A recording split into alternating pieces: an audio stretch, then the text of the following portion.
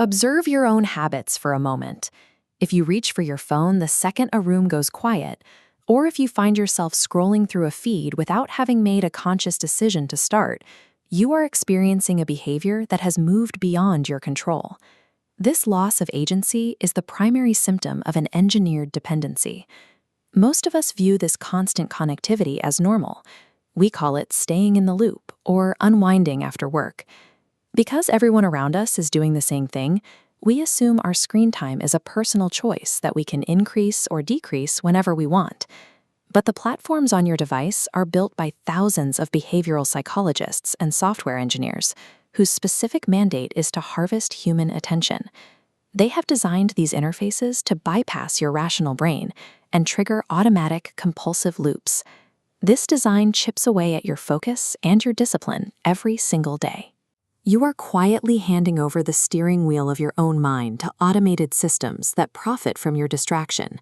You cannot fight an enemy you refuse to see. Acknowledging that your attention has been systematically hijacked is the mandatory first step. To take your mind back from the machine, you have to understand the specific mechanics used to break your focus.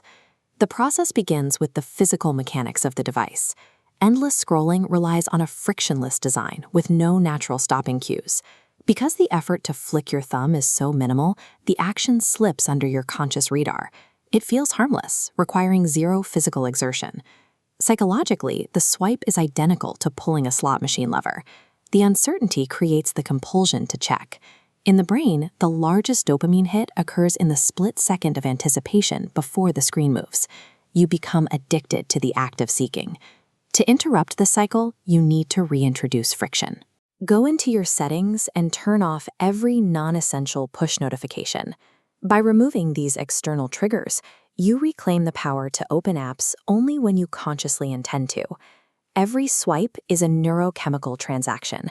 You are training your brain to crave short bursts of unpredictability while eroding your capacity to tolerate stability.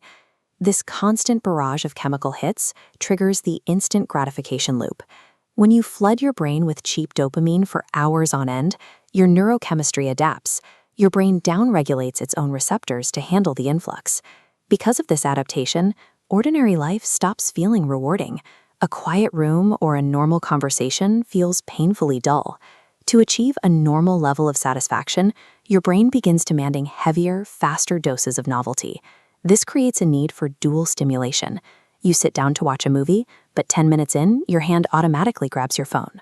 You now require a secondary stream of content just to tolerate the pacing of a single film. Take away the devices, and the modern brain experiences genuine psychological panic. The twitchy urge you feel waiting in line is a withdrawal symptom. It is your brain starving for its new baseline level of input. Reversing this requires a one-screen-at-a-time rule. If you are watching television, your phone stays in another room. By throttling your inputs, you begin rebuilding your brain's tolerance for slower pacing. This desperate craving for constant stimulation is the predictable symptom of a successfully hijacked reward system. The immediate cravings are only the surface level of the problem. The long-term cost is the destruction of your attention span. Training your mind to switch contexts every few seconds makes it physically difficult to hold a single, complex thought. Try to read a single page of a physical book right now. Within paragraphs, your eyes scan the words while your internal monologue drifts. A controlled mind can lock into a state of focus. An addicted mind washes out the information instantly, searching for the next quick hit. Deep work requires the friction of holding opposing ideas in your head and working through frustration. By chasing rapid-fire dopamine, you sacrifice the capacity for deep, uninterrupted thinking. Consider that because your days are fragmented by notifications and infinite feeds, you may not have had a truly original, uninterrupted thought in months. Your brain has been running purely on reaction. You have to manually reintroduce silence. Mandate 15 minutes of intentional, tech-free boredom every single day. No music, no podcasts, no screens. Let your brain process its own backlog of thoughts. A brain that is entirely reactive loses the capacity for complex problem solving. You become easier to manipulate and entirely dependent on external stimulation. This cascade culminates in a total inability to sit still. Your body has forgotten how to rest without a digital crutch. The behavior has completely bypassed your conscious decision-making. You brake at a red light, and your hand is on the phone before the car stops. You step into an elevator, and the screen is glowing in your palm before the doors close. Your eyes open in the morning, and before you process that you are awake, you are consuming the thoughts of strangers. These platforms are built on marionette strings, pulled by algorithms that dictate exactly where your eyes land. Seeing these mechanics for what they are, lines of code designed to maximize engagement, changes the way you view the device. The structural reality of control is now visible. Reclaiming control requires a permanent mindset shift. It means turning off notifications, enforcing the one-screen rule, and sitting through the discomfort of daily silence. You must guard your attention as your most valuable, finite resource.